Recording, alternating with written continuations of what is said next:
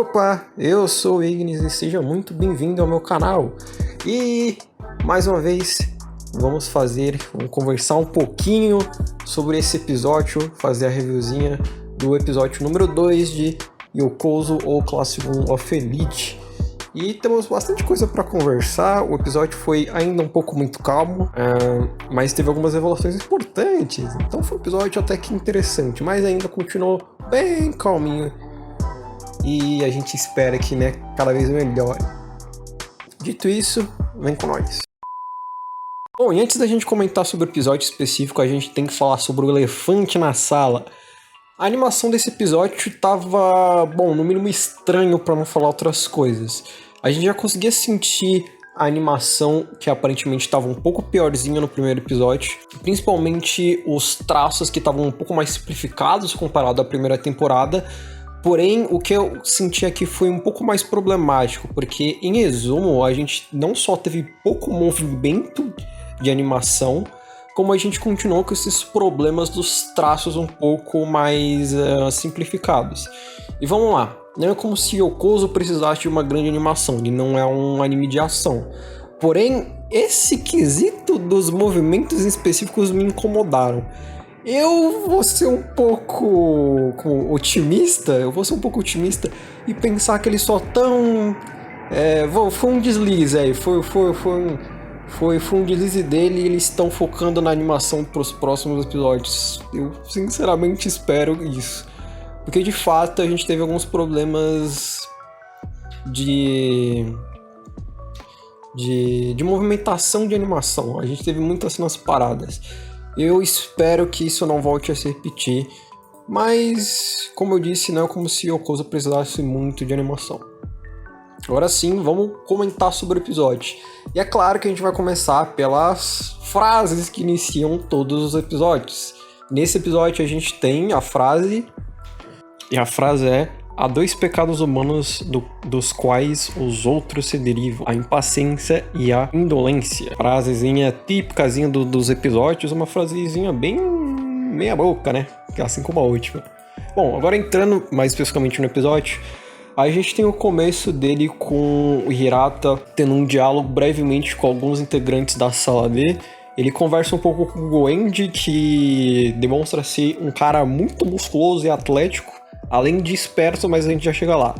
A questão é que ele conversa basicamente com alguns integrantes da sala D. Depois de falar com o Goenji, ele conversa um pouco com o Ayano Koji e aquele cara de óculos que tá no mesmo grupo do Ayano Koji, do teste. E eles começam a trocar um pouco de informação sobre o teste, de quem eles acham que é o espião, o VIP, pá.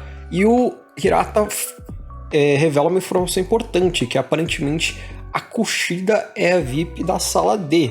Porém, essa informação não está 100% confirmada, mas é uma informação aí que talvez ela seja espiã. Mas o que é mais surpreendente que isso é que o Goenji, na maior sapecagem, ele disse: 2 testes mais 2 dias de teste é um saco. Aí ele começa a pegar o celular, digita, e no mesmo instante nos é revelado que o grupo do Goenji passou no teste. Então o cara, ele acertou quem era no primeiro dia, em extrema facilidade. Ele não é só músculo, ele é esperto também? Mas que desgraçado é esse? Mano, eu não tô entendendo mais nada de como esse Goenji funciona. Ele é o cara mais imprevisível de todos os tempos. Depois desse diálogo, o Ayano Koji vai conversar com a Horikita. Eles vão basicamente se atualizar de como foi o procedimento das discussões. E eles não têm muita informação de quem é o VIP, mas a Horikita ela fala por que você não impediu o Goenji? E o Ayano Koji até no pensamento ele pensa uma coisa engraçada. Eles ainda estavam conversando no celular nessa parte. Ele fala, como se alguém conseguisse fazer alguma coisa com o Goenji, O cara é simplesmente imprevisível. E aí então que eles se encontram pessoalmente e eles começam uma discussão sobre os relatórios que eles passam basicamente com o andamento de cada um deles, de cada grupo deles. O Ayano Koji em específico, ele pede algumas informações sobre a Karu Izawa, e a Horikita pergunta o motivo por trás. Ela até suspeita, você acha que ela é o VIP? O Ayano Koji nega, mas ele diz que aparentemente ela tá escondendo alguma coisa, que talvez a primeira impressão que eles tiveram dela talvez seja algo errado, e que todo mundo esconde alguma coisa por trás. Ele até cita que a Horikita tinha aquele negócio a esconder sobre o Manabu, o irmão dela. Mas fato é que novamente a conversa deles é interrompida pelo Ryuen, que é o cara mais incômodo de todos os tempos. Ele foi de novo conversar com a Horikita. Mano, que cara chato, hein, velho? Porra. Aí o Ryuen explica todo o plano dele, mirabolante, que ele pegou todos os celulares da turma C e com isso ele vai checar os e-mails, descobrir quem é o VIP, blá blá blá, e que ele ia basicamente fazer isso, e que ele também poderia fazer uma aliança com a turma B e a turma D para tentar esmagar a turma A, que aparentemente é o objetivo dele no momento. Lembrando que por mais que ele disse no episódio passado que ele conhecia os limites do Kitsuragi, que é o líder da turma A, lembrando que aparentemente existe uma divisão entre a turma A. Tem aquela baixinha que anda sempre com coisa que eu não sei o nome ainda. Mas enfim, continuando, ele explica isso e depois vai embora. O vagabundo, ele sempre fala isso. Ele tenta fazer um acordo com a Horikita, mas ela nega, ela não quer aceitar os negócios. E aí a gente continua.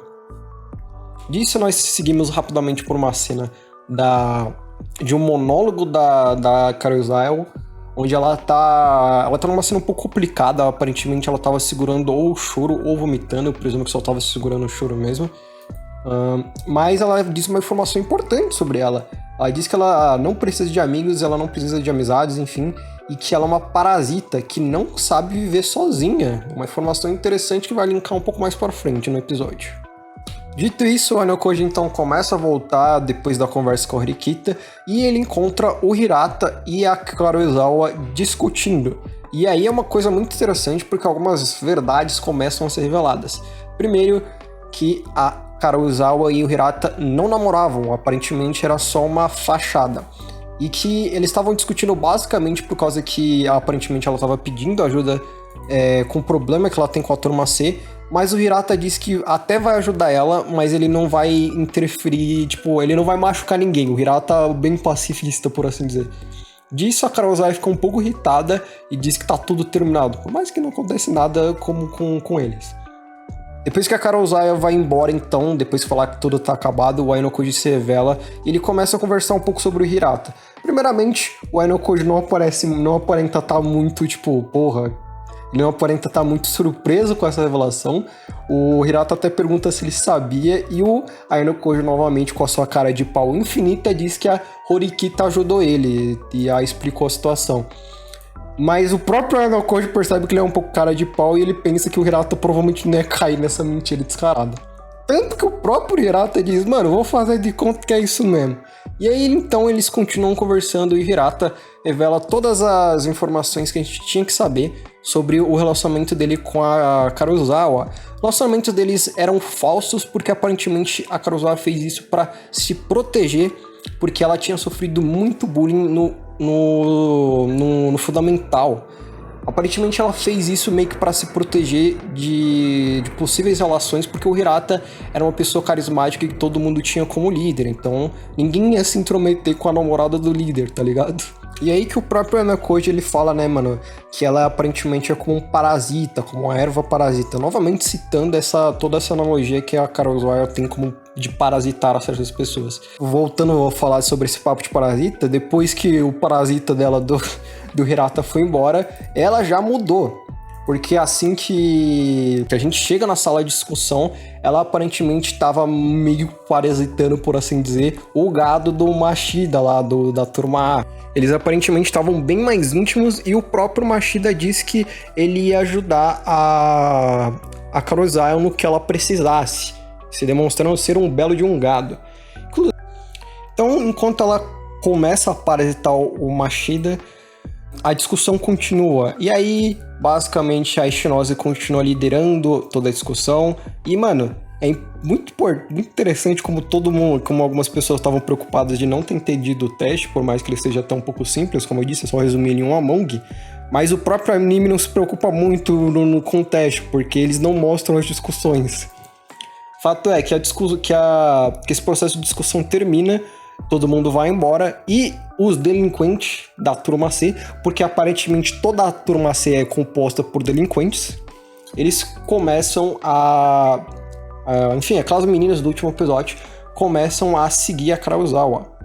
Aí que o Ayano Koji e o brother de óculos, que eu não me recordo do nome, vão meio que seguindo elas para evitar problemas, né? Para ver se eles evitavam que se rolasse alguma briga, eles fariam alguma coisa.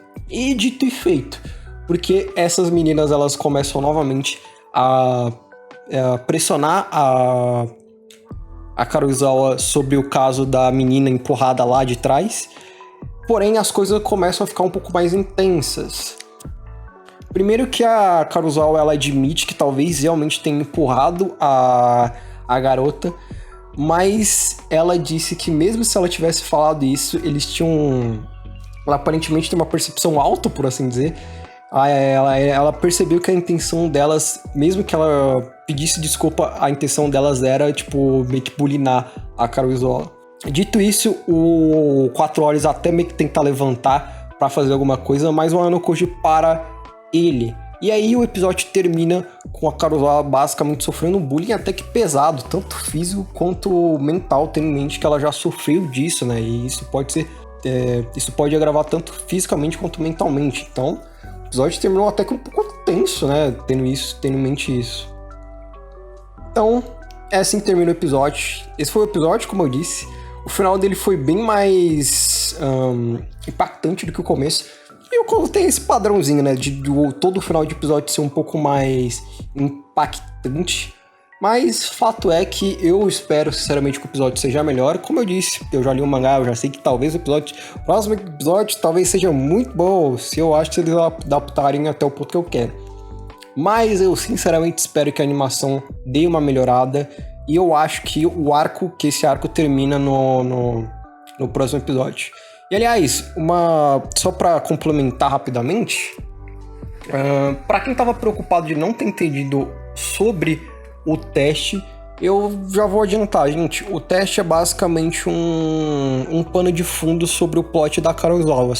Ele não vai ser muito desenvolvido como o teste da ilha. Então, você que não entendeu, não se preocupa, você não precisa entender muito.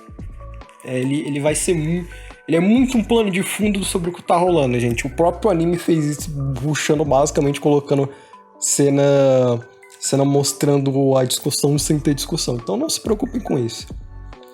Bom, dito isso, a gente conclui por aqui. Espero que você tenha gostado do vídeo. Se gostou, já sabe, like, se inscreve e até a próxima.